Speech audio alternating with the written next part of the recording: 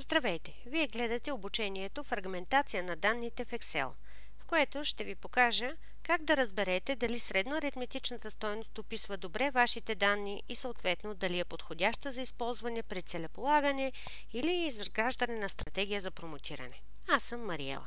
Да започнем с един много опростен пример. На екрана виждате продажбите на един продукт по клиенти за определен период. Средноаритметичната стойност е 624, но нейното използване за поставяне на цели или при изграждане на промоции е съвършено безсмислено, тъй като първите 3 клиента купуват много под средната стойност, а вторите 2 много над нея. В този случай казваме, че данните са силно фрагментирани. При 5 числа това се вижда веднага, но ако числата са повече, както тук, това би било по-трудно. И в такъв случай на помощ идва една чудесна функция честота или frequency.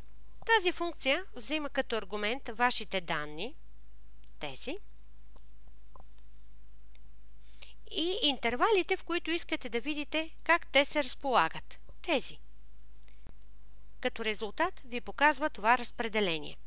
Например, за тези данни искаме да разбереме колко от тях са до 100,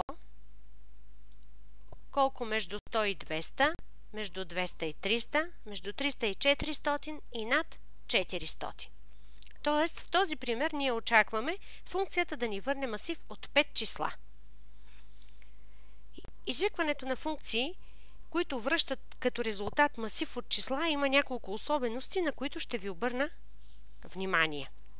Първо, маркирайте зона от числа, равна на броя на стойностите, които очаквате да получите. В нашия случай 5. Например, ето тук. Второ, изберете функцията Frequency. Може да я изберете от списъка с статистически функции, ето тук, или от пълния списък с функции, ето тук. Аз я имам в най-често използваните, ето тук. Тя очаква като аргументи два масива. Първият аргумент е масива с числа. Ето тук. Вторият аргумент са интервалите. Ето тези. Ако на този етап изберем ОК или Enter, функцията ще ни върне само първият елемент на резултата. Ето този. За да върне целия масив от числа, въвеждането на функцията трябва да завърши с Ctrl, Shift и Enter. Това важи за всички функции, от които се очаква да върнат масив от стойности. Това правило не е лошо да запомните за всички такива функции, ако още не сте ги използвали. Резултатът се появи ето тук. И както се вижда, средната стойност от 253 попада в интервала, който има най-малко членове. Тоест, данните в този пример също са силно фрагментирани. Ако към тези данни добавите и една проста диаграма,